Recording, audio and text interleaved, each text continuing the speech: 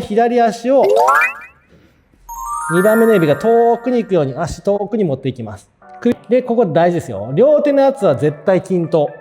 左右の差がないようにしてください。で、お尻は落ちてこないようにプリッと突き出しておいて、そのまま左足を2番目の指が遠くに行くように足遠くに持っていきます。首も長く遠くに遠くに。はい、OK。で、下ろしてお尻突き上げておく。脇締めて。はい、両手同じようにスタートと同じように戻します。今度は右手真ん中に持ってきて、そのまま両手の圧均等にしてお尻下がらないように。右足遠くに2番目の指引っ張って首も長く脇締めておきます。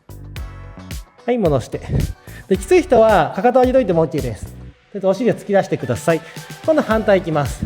また左手を真ん中に移し、両手の圧均等。そこから左足を上げて遠くに。はい、右手